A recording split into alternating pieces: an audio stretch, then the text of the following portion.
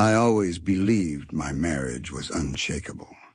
After 7 years together, my wife Emily and I had built what seemed like the perfect life. We weren't rich, but we had enough. We laughed together, traveled when we could, and she always told me how lucky she felt to have me. I believed her. God, I wish I hadn't been so naive. A few weeks ago, my company announced that our big project finished ahead of schedule. My boss gave us 2 extra days off as a surprise. I decided not to tell Emily and instead planned a surprise homecoming. She thought I'd be stuck at work until Friday night, but I'd be walking through our front door Wednesday afternoon. I couldn't wait to see her face when I came in carrying flowers and her favorite takeout. The flight home was smooth. I kept texting her throughout the morning, pretending I was still stuck in meetings. She complained about how bored she was without me. "Come back already," she wrote, followed by heart emojis. My chest swelled with love. If only I'd known what she was really doing. I pulled into our driveway around 2 p.m. Emily's car was there as expected. I grabbed the flowers and food and headed toward the door, grinning like an idiot. As I approached, I heard laughter, hers, but mixed with a deeper voice. My first thought, maybe she invited her friend Mark and his wife over. No big deal.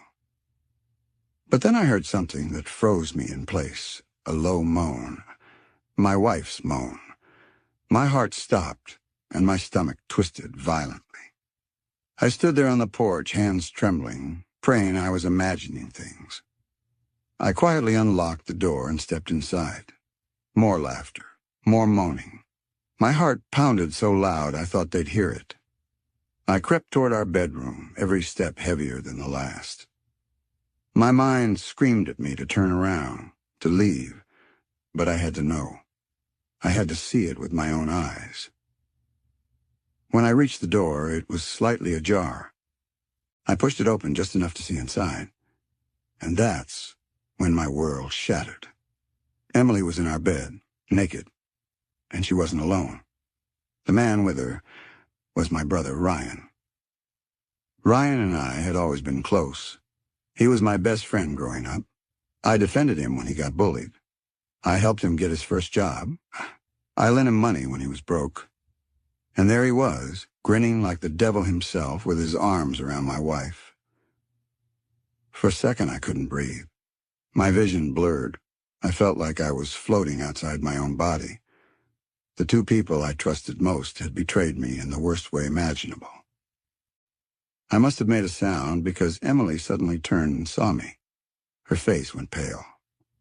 "Oh, my God, James," she stammered, grabbing the blanket to cover herself. Ryan didn't even look ashamed. He just smirked, like he'd been waiting for this moment. "Guess you found out," he said casually, as if I'd just caught him eating my leftovers, not my wife. My knees buckled, and I dropped the flowers and food. How long?" I managed to choke out. Emily's eyes filled with tears. "It's not what it looks like," she said. "The oldest lie in the book." "Not what it looks like?" I laughed bitterly. "Because it looks like my wife is sleeping with my brother in my bed." Ryan rolled his eyes. "Don't act like you're some perfect husband. Emily deserves to be happy." That cut deeper than any knife. My own brother, the man I trusted with everything, claiming he was the one who could make my wife happy. I didn't yell. I didn't hit him, though every fiber of my being wanted to. Instead, I turned and walked out. I heard Emily calling after me, but I couldn't look back. I got in my car and drove. I didn't even know where I was going. I just needed to get away. I ended up at a motel on the edge of town. I sat there for hours, staring at the wall, my mind spinning. Every memory of my marriage felt like a lie. Every "I love you," every kiss, every promise, all tainted. And Ryan, my own blood. How could he do this to me? Around midnight, my phone buzzed. Emily had called me 37 times. I ignored them all. She left voicemail, sobbing, begging me to come home and talk.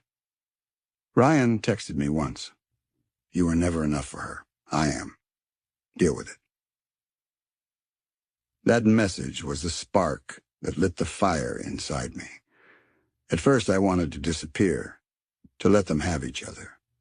But the more I thought about it, the more I realized they didn't deserve to walk away unscathed.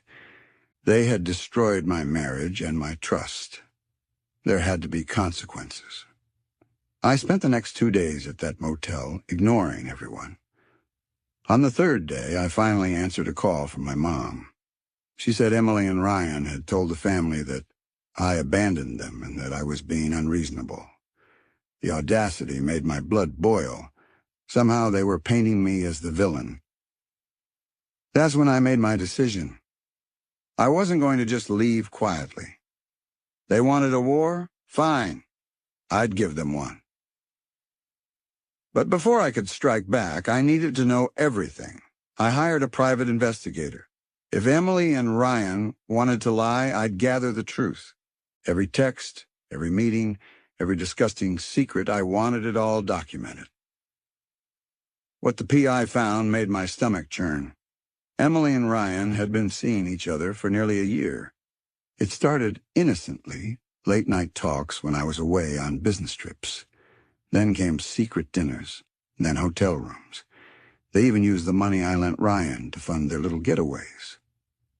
Worse, Emily had told Ryan she was going to leave me eventually, but she didn't want to give up my health insurance or our house until she secured financial stability. My marriage had been nothing but a convenience to her. I felt humiliated, but also furious. They thought they could humiliate me in secret, that I'd just take it. But I wasn't done yet. They had no idea what was coming.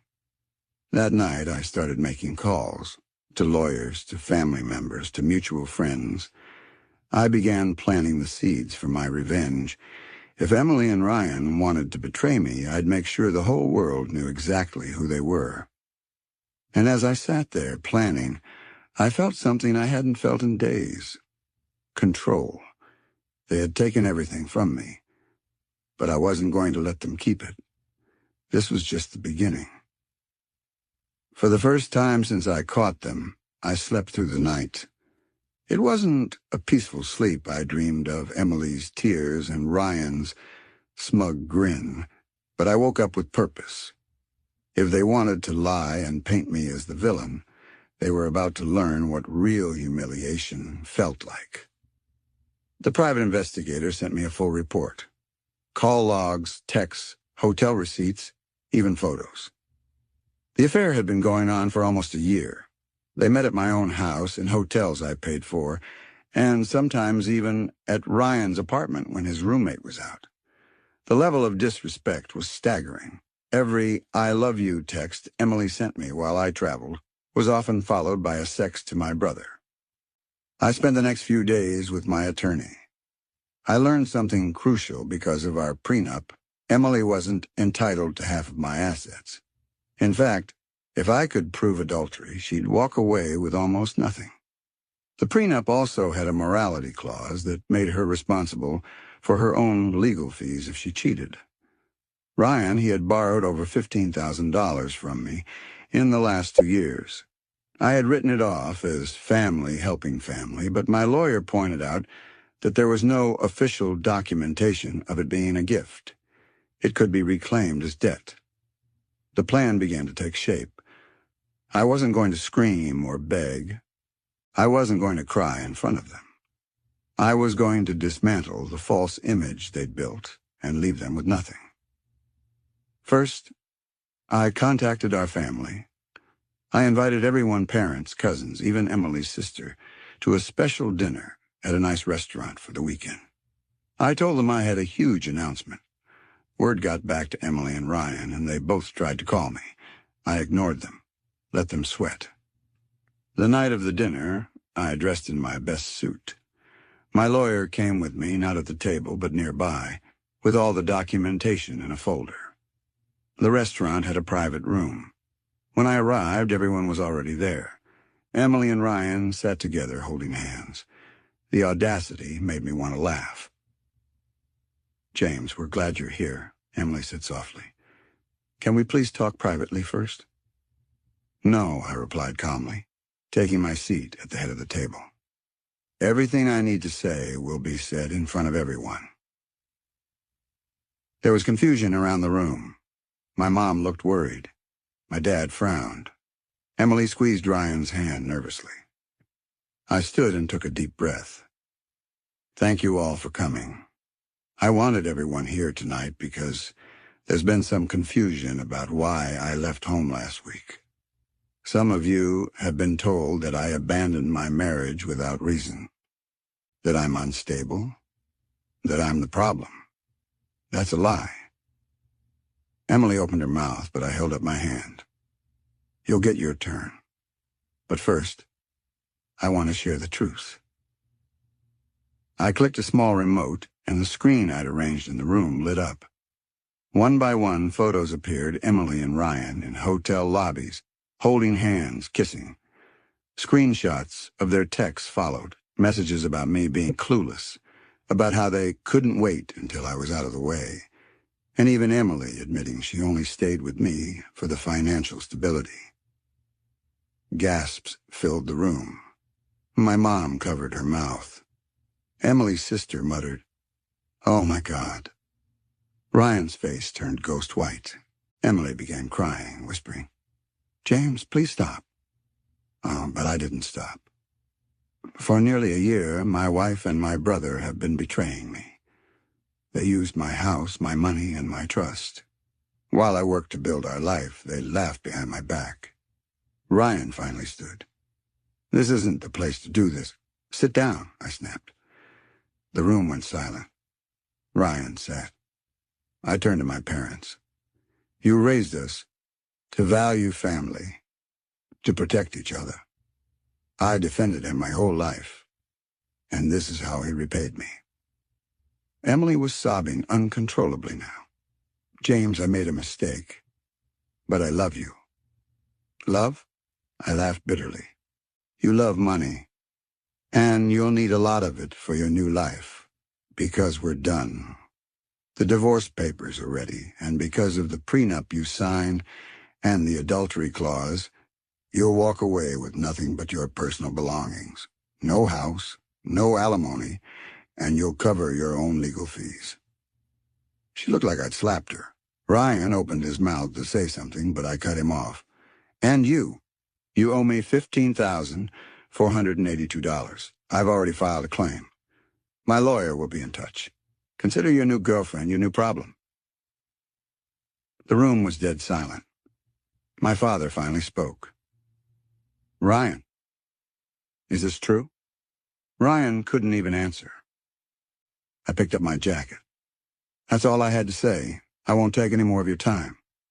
Then I left, with my lawyer behind me. The entire room was left in stunned silence. The fallout was immediate. Emily called me hundreds of times, begging for another chance. She even showed up at my work crying and apologizing. I didn't respond. Ryan's friends dropped him. My parents told him he wasn't welcome in their house for the foreseeable future. Emily ended up moving into Ryan's tiny apartment. Within 2 months, they broke up. Apparently, true love doesn't feel as magical when you're broke and living in a one-bedroom. As for me, it wasn't easy. Divorce is never easy, even when you're the one ending it. I went to therapy. I took time off work. I traveled alone. I had nights where I cried, where I questioned everything. But slowly, I began to heal. The best part? Taking back my life. I sold a house Emily and I shared. I adopted a dog. I started hiking again. For the first time in years, I felt free. Months later, I ran into Ryan at a grocery store. He looked terrible, unshaven, thin, eyes bloodshot. He didn't say a word to me, just walked away. And for the first time, I didn't feel anger. I felt nothing. They no longer had power over me. Emily emailed me last month. She's living with a friend working a low-paying job and asked if I'd consider helping her get back on her feet. I didn't reply. She made her choices. People often ask me if I regret how I exposed them. Not for a second. They humiliated me privately for months. I exposed them publicly once. That's not revenge, that's justice. If you take anything from my story, let it be this.